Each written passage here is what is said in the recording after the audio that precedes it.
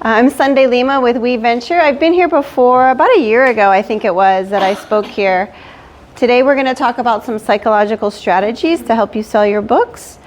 A little bit about We Venture. We are a women's business center. We're located in the College of Business of FIT, and we offer free business coaching. So if any of you would like help marketing your books, just let us know, and one of our experienced coaches can work with you. Again, we are a nonprofit. We get funding from the SBA and from the generous community that we live in. So our coaching is free of service. So without further ado, I want you to imagine that you are online, you're shopping, you find a product you want or that you're interested in, it looks interesting. You go and you check out some customer reviews, they look good. You go back to the page, there's 2 items left in stock. What do? You you're like, okay, you buy it because there's only 2 left. And if you don't buy it now, you're gonna miss out. And you read the reviews were good. So this is a little of an example of how these psychological strategies are used to help sell. And there's over 20 of them. I've got 12 that I'm going to cover, but you can get online and do your own research. There's a lot more. And today, as I cover these psychological strategies, I would like for you to think about how you can use them with your books that you want to sell. I also want you to think about how they're used on you, right? Examples of these strategies that you see from businesses marketing their products. So I want you to think both. And also during the presentation, I'm going to ask for a little bit of participation from the audience. I'm going to ask you to come up with each of these. I'm going to ask you, how can you use this strategy to sell your books? I'm also going to ask you if you've seen this in other areas of the market that people are trying to sell to you. So these strategies really help you connect with your customers, it engages with your customers, and it builds trust and loyalty and community, really is what these do. So let's start with, I forgot my clicker. We're going to start with trust. Trust is the first one. Trust is really the foundation of all relationships, really, but it's true with business as well, and the relationship with your customer. You really need to build their trust. And there are ways to do that. One of them might be customer reviews, right? If I read a lot of customer reviews, I'm like, okay, these customers trust this person, then maybe I can also.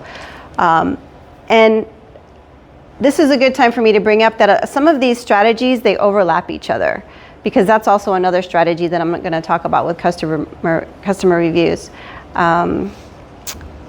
So how can you use trust in selling your book?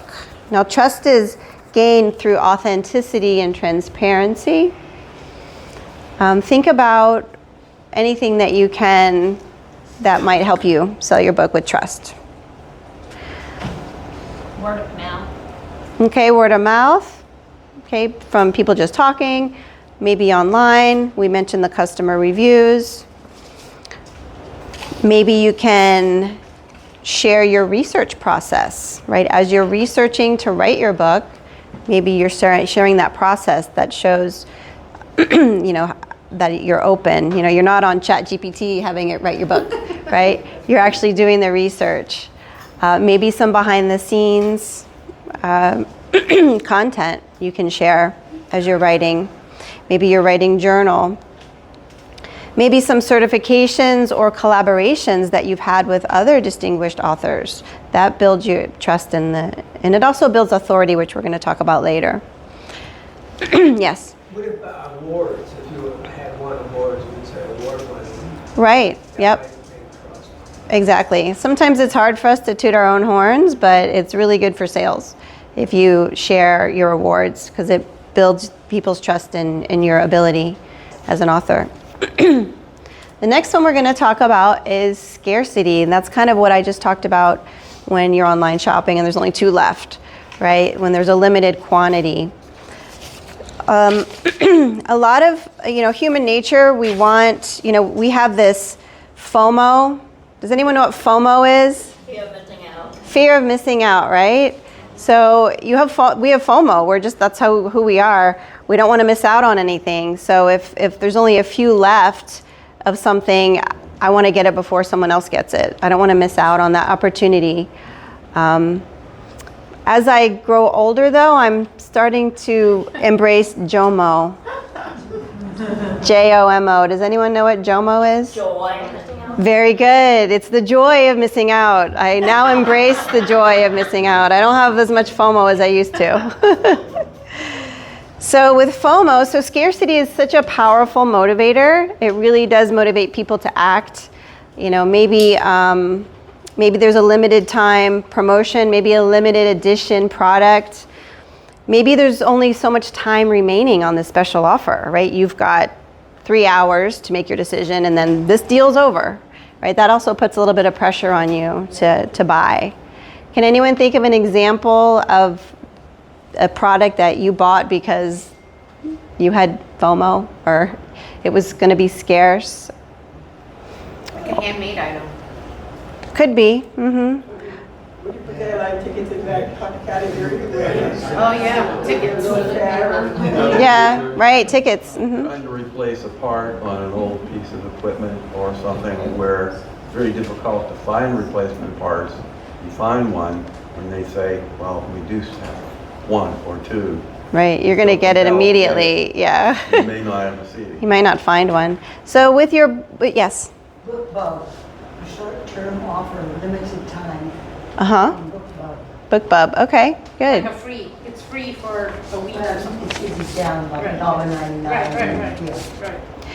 So for books, you could offer maybe a limited number of signed copies, right? There's only so many signed. And so somebody might want to feel compelled to buy because there's only a limited number. Maybe exclusive pre-order bonuses. If you buy now during the pre-order stage, you get a bonus something. There's a bunch of ideas you could come up with. And can anyone think of a bonus you would add to the sale of your book? Maybe something they could go online to get, maybe? Yes? Bonus chapter or behind the scenes. Right, that's a great idea. A bonus chapter that no one else gets to read of this book if you buy now. That's a great bonus, yes. I give a free hummingbird feeder if they buy a hard copy, Mm-hmm. because my book's about a hummingbird.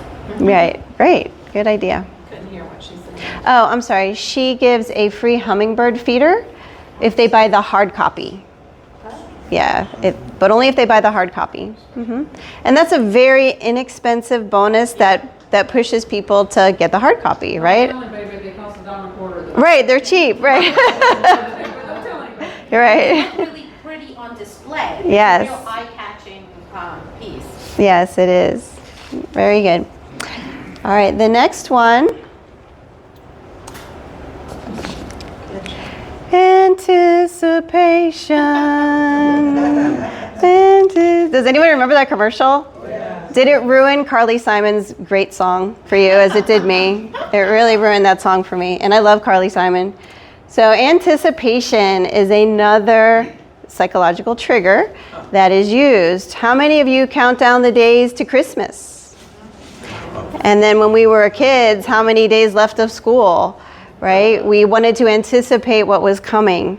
So this is a big trigger that is used in selling. So it builds excitement, and you can do this by maybe teasing a new product launch. Your book hasn't published yet, but it's in the process of getting published. It's done. You can start teasing it. You don't need to start selling your book when it's published and ready to mail, right? You can start teasing it way ahead of time through what are some ideas how you could tease your books ahead of time? I know you've done this. Well, you can do it on Facebook also. Mhm.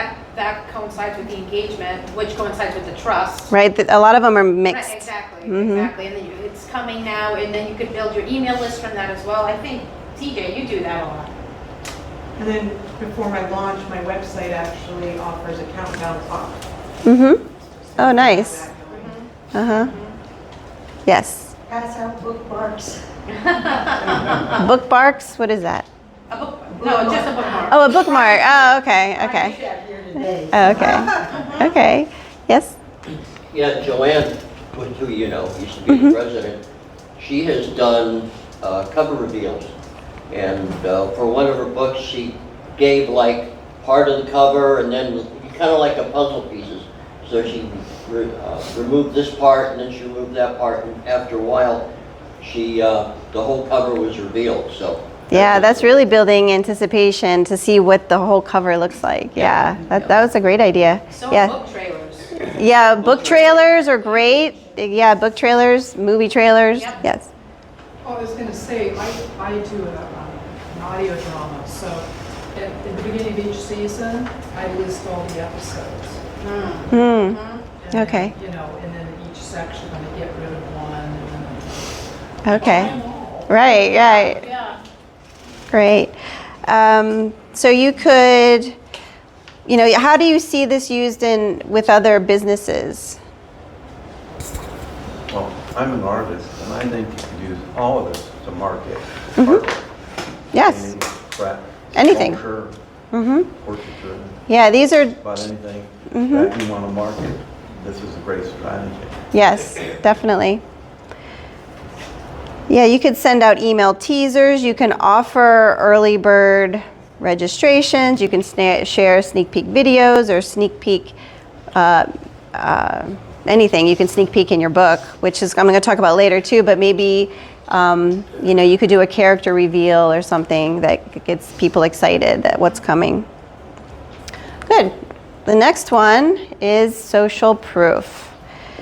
And social proof, we all look to others to see what they think or what they like, and then that helps us. It helps guide us to maybe, if they like it, maybe I'll like it. That's not always the case, obviously, but especially with books. But social proof is big, and social proof. A lot of you are using social media and to sell your products. You could, like we talked about earlier, showcase testimonials as social proof. That's kind of overlapping. You could display user-generated content in that you have your Facebook or your Instagram, and then you allow your community, your people who are engaging with you to write on your social media so that other people are seeing, oh, they really loved this book, or you're seeing actual people, other customers that have bought your book write how they felt about it, and that would in turn push me to want to buy it and read it, right? So social proof is a big one. You could also maybe highlight the number of books sold, right? That shows that, wow, if they sold 3,000 books, then there must be something within this book. I want to buy it. So it's more social proof. And maybe how many social media followers you have. You're building this community online, and if you state that somewhere, people are gonna be like, oh wow, they have that many followers. Maybe I need to look more closely into this author. And the next one is authority. And authority, a good example, I think, of positioning yourself or your brand as an expert or credible in your field or as an author, I think Billie Jean has been doing that lately. And she's been doing it by speaking, right? She has done a few speeches in which she's presented as an author talking about writing. That builds her authority and her credibility quite a bit. I know public speaking isn't everybody's favorite thing to do. I think something like almost 80% of people fear public speaking. So the majority of you in this room, but it does help with your credibility as an author. Let me see what else I wrote here. Maybe guest blogging, right? Or contributing to reputable publications in your book's genre or niche. Just getting your name out there builds authority when people see your name in different areas. You can see this, maybe a lawn care specialist might post seasonal tips of keeping your yard green all year long, right? Oh, if that lawn care company knows that, then they're probably pretty good, you know. Or maybe your hairstylist posts how to keep your hair moisturized in the winter. Yeah, moisturized in the winter. I was thinking of getting my hair washed, I guess. A real estate agent might post. I know I'm something else. I'm sorry. A real estate agent might post maybe market analysis reports or local real estate trends. That kind of shows that they're educated. They know their industry. Builds authority. One of the things that I love to read or watch YouTube. Mm-hmm. And I love the ones about gardening and hummingbirds, things like that. And when they start talking about their book, I want it. There you Because I've go. been following them. Uh-huh. And all these things are wrapped up in what they do.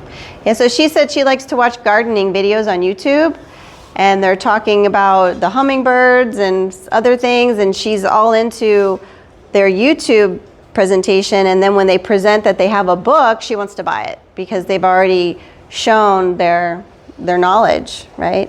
And it grabs you. Any other examples? Nope.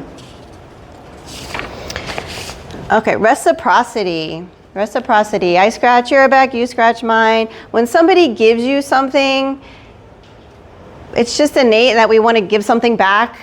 You know, we shouldn't give to receive, right? We should just give to give. But when someone gives to us, I don't know, I feel like I got to give something back at some point, you know, maybe not right away, but it's that reciprocity that is innate in all of us. So when businesses give free things away, it triggers this subconscious psychological thing in us that wants to do business with that person or that business because maybe they're giving you value for free. Maybe they're giving you some free advice. Maybe they're giving you a free hummingbird feeder. You know, think about things that businesses give away that maybe sparks a little bit of you wanting to know more, wanting to give back. Yes? Almost all junk mail now has it. You know, the free greeting cards, free notepad, free pen. Yeah, all the things free that nickel. you- oh my Yeah. gosh, I tell this, I can do something for them. Yeah. Yeah, they've overdone that, right, in the mail. Yeah, I just throw it in the garbage. Yeah. I think the critique groups are emblematic of reciprocity because everybody reads everybody else's and shares. Right. Yeah. If somebody gives you a good critique of your book, you know that they really took the time and the energy to think about it and give it. You want to do the same, right? You want to help them, right? Yes. So an easy reciprocity that authors can do is if you have a newsletter that you send out, you can include other authors in your newsletter. So you know, there's another highlight, Cynthia, she just published this book, you should really check it out. And you're sending it to your following, and then next month Cynthia does the same thing for you, or you know, you have a circle of people that you do it all for. Mm-hmm. Yeah, that's great. That's collaborating is a great way to get more exposure. Other businesses that give things away, maybe you could give away, let me see, I wrote something down. You can provide maybe a sample chapter out of your book. You know, one that you know is really going to get them hooked and want to read the whole book. That's an example. I followed 2 series, and each gave their first book in their series free. And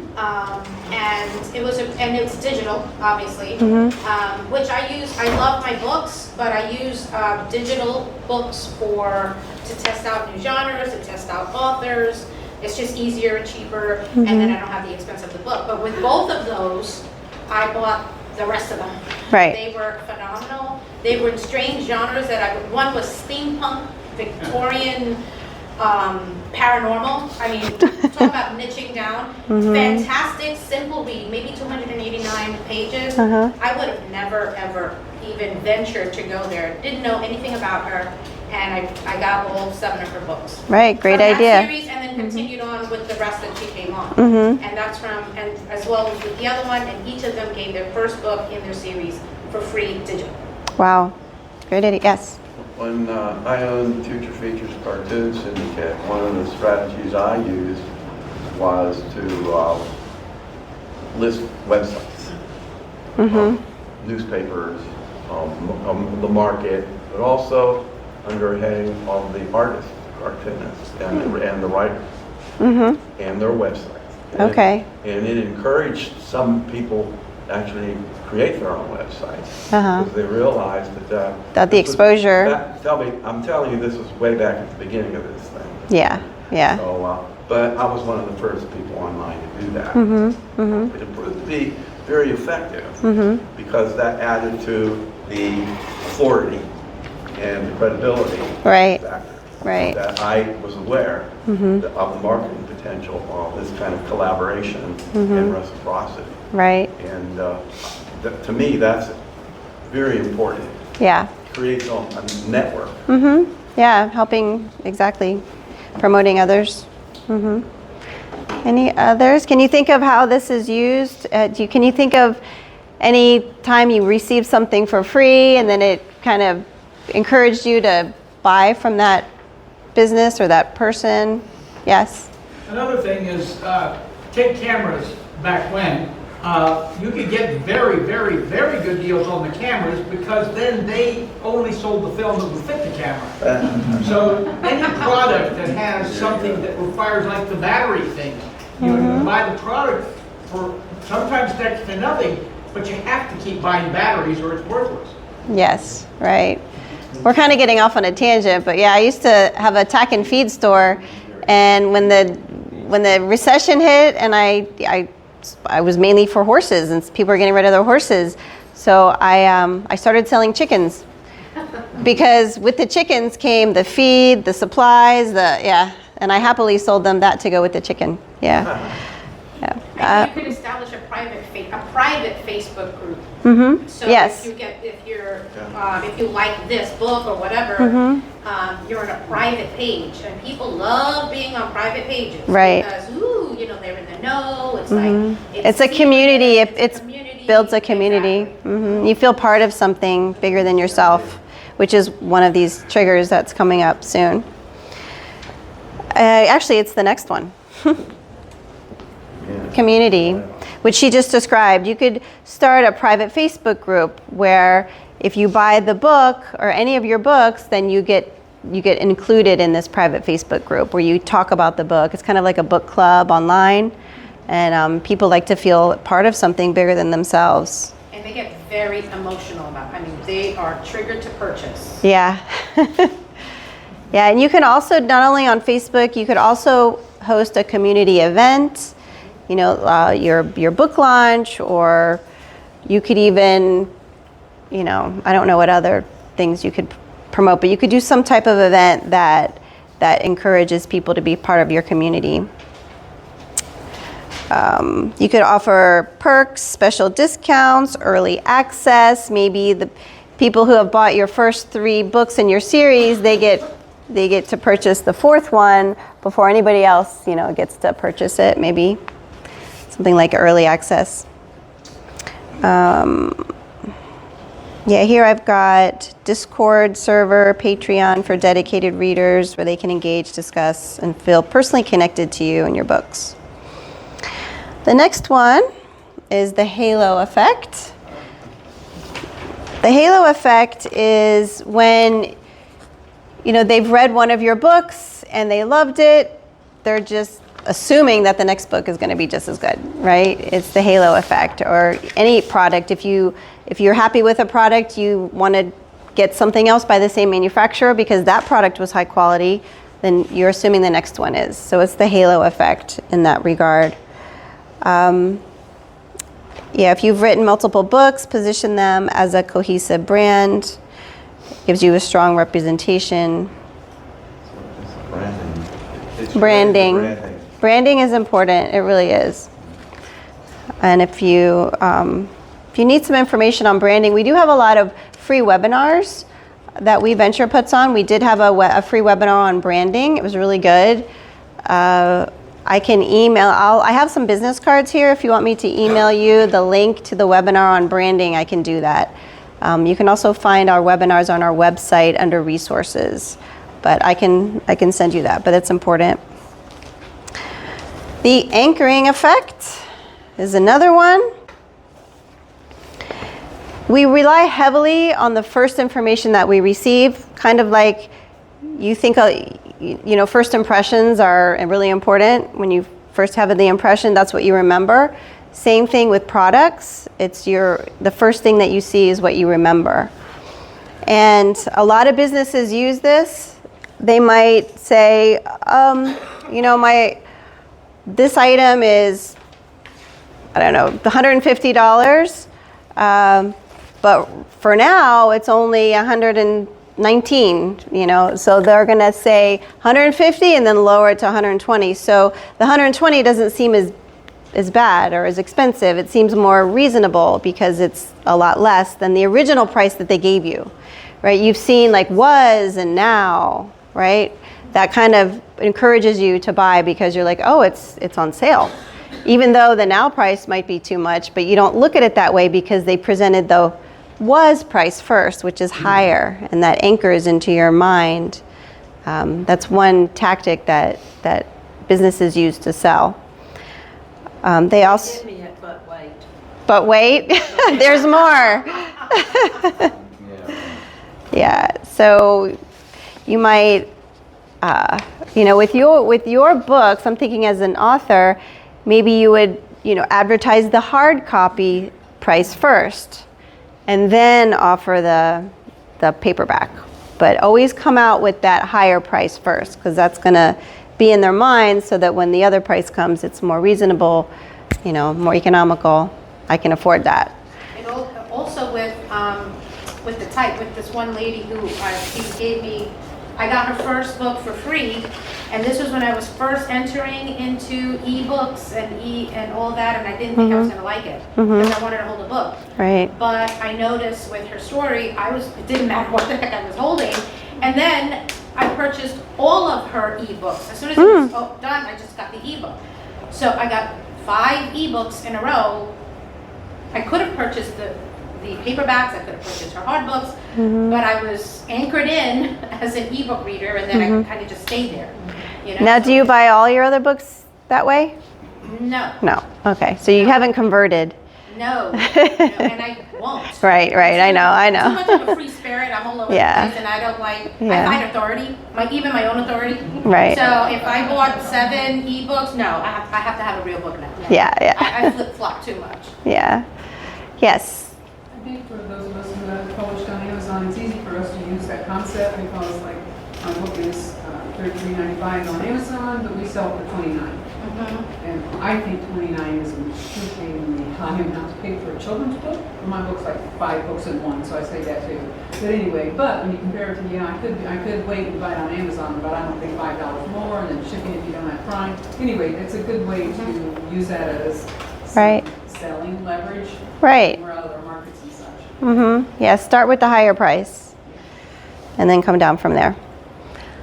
Another one that's similar is the compromise effect, where I'm sure you see this all the time in marketing for items. They give you the 3 choices, the 3 levels, economical, mid-range, and high, right? And most people compromise on which one. Which one would you probably buy? The middle one, right? The middle one. So, What you're getting.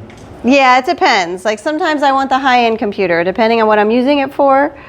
But when you look at it like this, you know, if you're really low on money, you're going to get this one.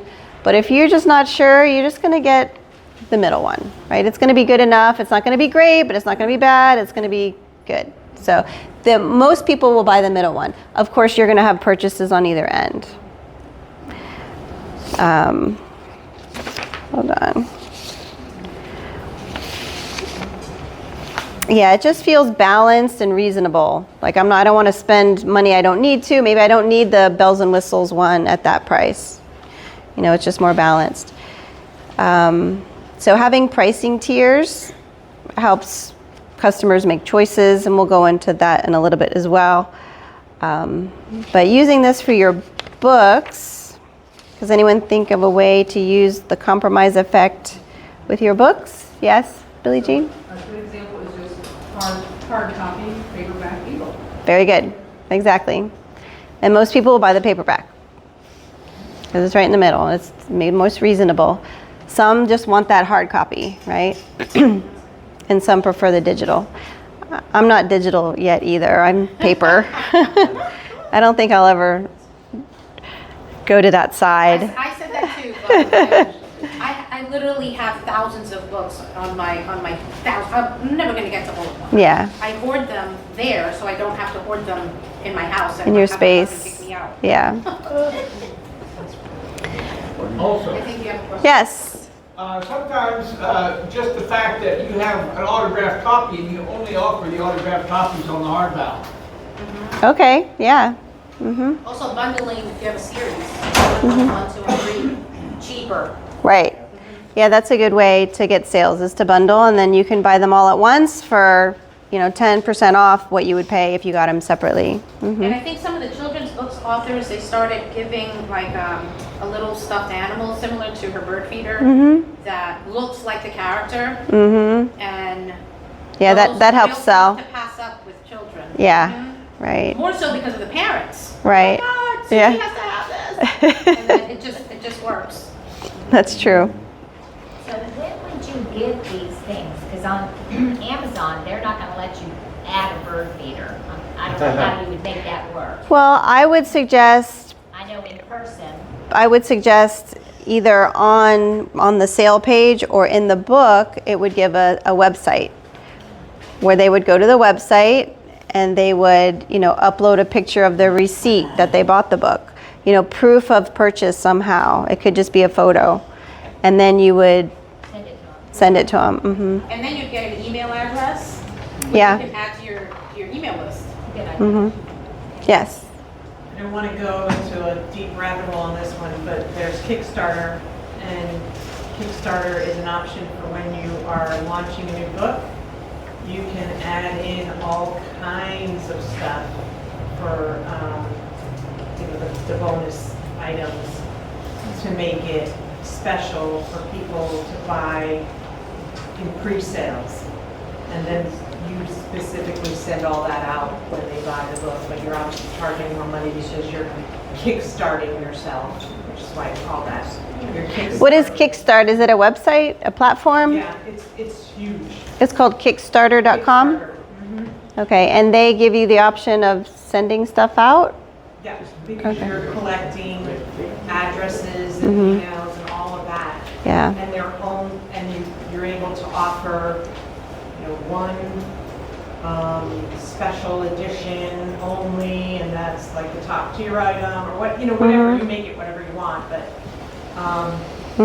it's a way to do the things that you're talking about, so that you're getting Right. addresses and emails. The emails are golden. If you can collect emails, you need to, and you need to start your database of emails, whether it's on a Excel spreadsheet or in some type of software that collects, like a CRM that collects it for you. But emails are golden because that's how you can email the people who are reading you or interested in you. Maybe they haven't bought a book yet, but they've shown interest. Well, maybe you could send them an email out once a month talking about what you're writing about or what your next book is, or lots of things. I know you've got starting an email database, right? Just starting. Just starting. Yeah, it's really, really great way to market anything is an email list. People still read emails, and even though it. And we have a couple more left. The framing effect. Is it half full or half empty? Would you rather buy the product that is 5% fat or 95% fat free? Which one would you rather have? It's the same item, but I'd rather have the 95% fat free because the 5% fat just doesn't sound so good, right? So you got to think about how you're framing your product, your book. Are you selling a you know, a 300-page book, or are you selling something that's going to transform my life in one weekend, right? So think about how you're expressing your product. One thing I go through with my clients is what is the intangible benefits of this product. If I buy your book, of course I'm going to get hours of enjoyment, right? I'm going to rest with the book and I'm going to enjoy myself. But what else? What other benefit am I going to get from reading your book? I'm sure there's a lot of benefit I'm going to get. Maybe I'm going to learn something. Maybe I can use it to make my life better, or maybe you're a fictional writer and you're really going to get me to, you know, I don't know, think psychologically about certain things, or maybe I'm going to feel so much emotion. You know, like there's a lot of intangible benefits that we get from reading, and each book gives you different intangible benefits. So you really want to think about that and use that for marketing your book. So that's framing your book or framing an item in a positive way, or a way that's going to intrigue people. You know, I can think of two good examples of that, of Good. books I've read. Mm-hmm. One is this author, all of her books were about people they were like a cooking group. Mm-hmm. And there was recipes in every book. Mm. Another one was the lady that started mysteries, and they were about herbs. Mm-hmm. So she's teaching about herbs in every book. Right. So you're not only getting this fictional story that's interesting, but you're also learning something tangible that you can use every day, or that's just interesting. Yeah, that is interesting. Very cool. Does anyone have another example of where you saw a book, or it could be something else? It could be an item that you saw framed in a certain way. Do you want to buy? Do you want to hire a gardening company to mow your yard every week, or do you want to transform your yard into the envy of the whole neighborhood?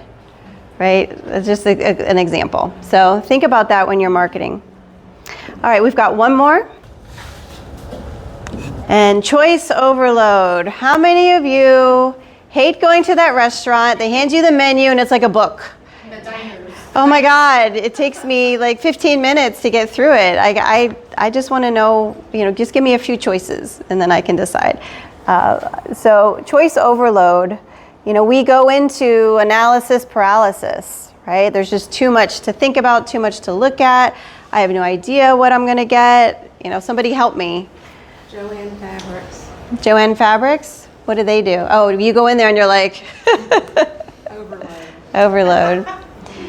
Can anyone think about, you know, being overwhelmed from too many options recently when they went to buy something? Can anyone think of an example? Yes, you can? Oh. Can anyone think of one specific example? The library. The library. You walk in and then, yeah, there's thousands. They help a little bit though, right? What do? Categorize. Yeah, well, when you walk in, there's tables with, you know, books they're featuring that might grab, you're going to look at those. They'll grab your attention. So that helps a little bit when you walk in and you don't know what you're going to get. You might want to check those out first.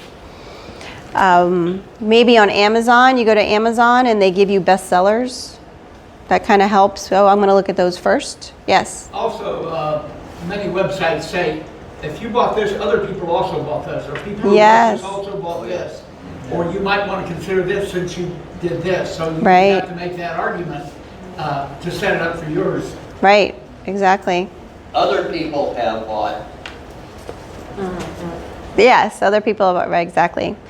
Think about how you could use this choice overload in selling your books. How could you make choosing what to buy better? Because if somebody's confused and they're overwhelmed, they might not buy anything. They might be like, yeah, I can't think right now, right? Too much to think about, too many choices. So they don't buy anything.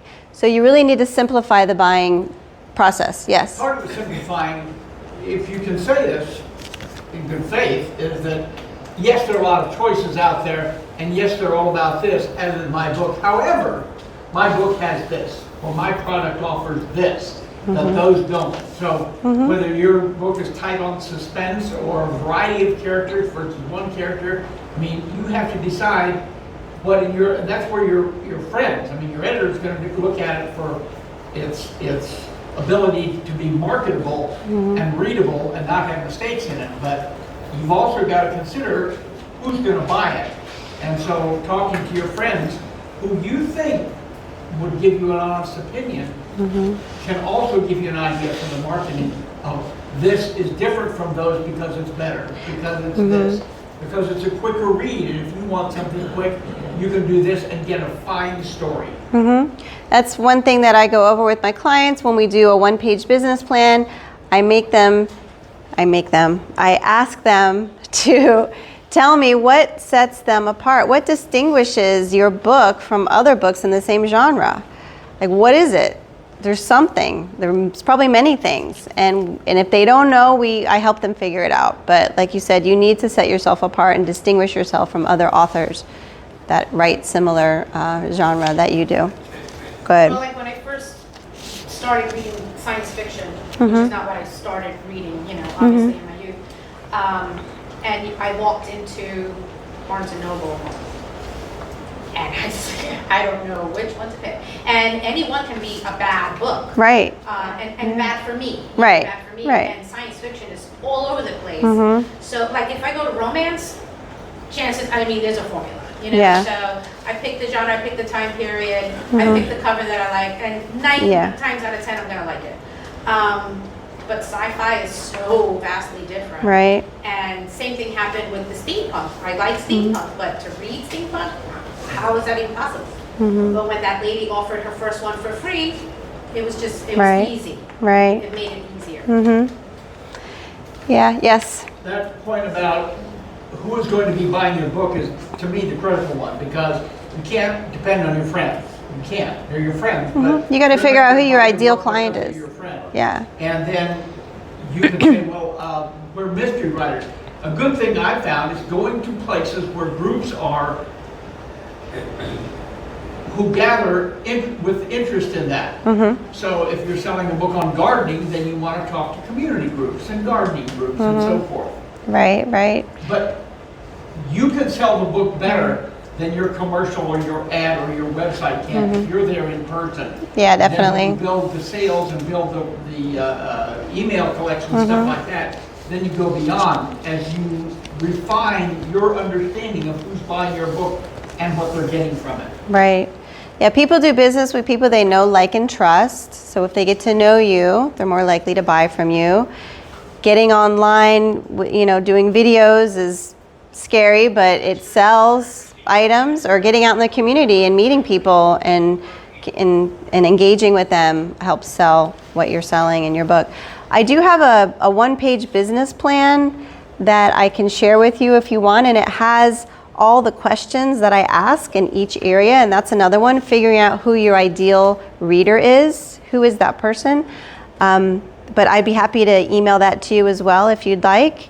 It's a fillable PDF, so you just fill it. If you send it to me, I can send it to them via Okay. email. Oh, perfect. I'll send you that. And we could probably post it on the site. as Yeah, well. okay. Was there something else I was gonna send? No, but I was going to ask you, Yeah. I'm probably jumping the gun on it, if all the points that you discussed today, if you put it on one sheet Yeah, as well, and I could share that as well. sure. And then there was something else I was gonna share if you wanted me to. What was it? Branding. Oh, branding video. Okay, I'll put the branding video, the one-page business plan, and these right. triggers in Right. one email to you, Right. and then she can send it out to everybody. Okay.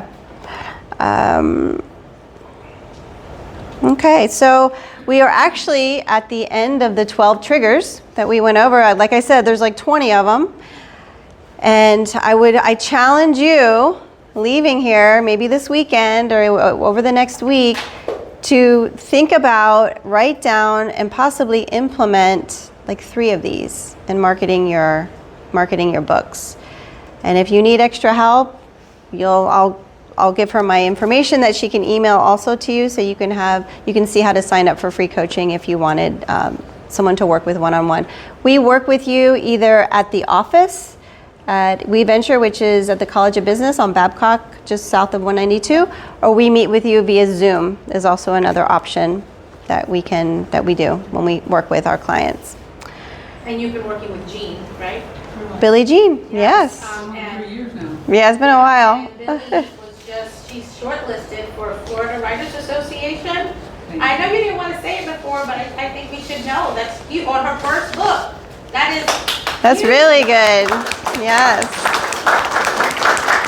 And Yes. she thought, I'm never going to be able to do this. Well, you thought you couldn't even write the first book, let alone come as far as you've come. And you give a lot of thanks to us here, which we love having you and we love collaborating with you, but you did the work. So congratulations to you for that. I owe a lot to Sondee. I know. Yeah. Keep encouraging me. I know. You know, when I lost my first illustrator, I was ready to quit and throw this out, but she found someone else for me. So, Yeah, a lot of what we do, we not only help you grow your business, but we also do a lot of encouraging and a lot of confidence building. And, you know, I ran my own business for 8 years, and I had that tack and feed store I told you about. I many times I was on the cliff ready to jump. Like, I gotta sell this business and I just wanna work for someone else because it was so stressful. You know, it was like a roller coaster. And the same thing with as authors. You get so excited, this is gonna be great, we're gonna sell, and then you're like, what am I thinking, what am I doing? I'm spending all this time, and then so it's like a roller coaster, and it's a really, I call it a personal development on steroids, right? Because you really have to dig deep and find who you are and the strength and to keep going, and you have to talk to yourself a lot positively because we all have that negative voice in our head that tells us, and sometimes we have negative voices around us, right? From other people telling us, you know, you're spending too much time on this, you're wasting your time, and you just got to ignore all that chatter and just find positivity and keep following your dream. And know that you're not alone. And you're not alone, right? Exactly. You're not alone. I mean, No. yes, here, but there are many other writing groups. And the other thing that get offered through WeVenture are the resources. I cannot even, the resources are just like insane, absolutely insane. I think we are very, very blessed to have WeVenture here in Brevard County. Yeah, if I don't have what you need, I have somebody I could call to find out what you need, or, you know. I just had a client ask me for a contact with the Space Coast Economic Development to sell. She sells promotional items, and I don't know who that person is, but I knew somebody who knew, because I know a lot of people in the community for what I do. So I can usually find out, you know, the contact information or the resource that you need. If I don't have it, I can find it. So yeah, we are good with that. Thank you for that. Any other questions? Yes. Do you happen to know, I mean, about 10 years ago, the amount of publications was about 13,000 books a day that were published through different things. Yes, 13,000. Wow. Do you happen to know if it's come down or has it gone up? I would have no idea. I'd ask ChatGPT. I don't know. He might know. I don't know. Yeah, but that's a lot a day. I didn't realize it was that much. Well, that was about 10 years ago. You know what? Well, if that was 10 years ago, I would guess that it's probably 10 times that number. Because a lot of people now are authors with AI that never knew how to write, right? Now everybody can write. You know, you can type in something that doesn't sound very good, and then ChatGPT makes it sound better. So there's a lot more authors out there now. I Yeah. was wondering if the genres moved, because it used to be heartthrob books, Right. and it was this, and it was children's books. Mhm. And it really, if you're going to go against those odds, you've really got to be focused as far as what you're writing about, because you do want to sell it. I mean, Right. unless it's self-gratification. Yeah. Yeah, I mean, everything moves with the times, right? I remember the heartthrob books were, you know, Fabio was out there. Remember Fabio? Yeah, so now there's no Fabio right now. So yeah, the heartthrob books, I guess, are down. I don't know what's selling now. Maybe sci-fi's become more popular. I think it's all over the place. I think it changes. It's all, Yeah. There's a market for every single Everything. genres out there. And with the internet and cell phones, and now is the easiest time in the history of the world to be an author, to be a business owner, the easiest time, because we have a way to connect with the community like that. So imagine the authors of 100 years ago, what they had to go through to get their out. Yes? A friend of mine wrote basically his memoirs. Mm-hmm. And he divided it up, seen the 3 ice cream cones, into 3 volumes. Mm-hmm. And he sold the 2nd volume first. Oh, interesting. He had it published. And then it was a success, and they made Yeah. it into a movie and everything. Okay. And then everybody wanted the 1st and Right. the 3rd. Just like Star Wars. Yeah. Yeah. Yeah. Yeah. Yeah, you give the ending first. Right? Yeah, that It was great. called Top Gun. Oh, wow. Top Gun. Really? Yeah, Wow. interesting. That's amazing. Yeah. It's a memoir, I did not know that. Any other questions? No? Well, thank you for having me. Thank you.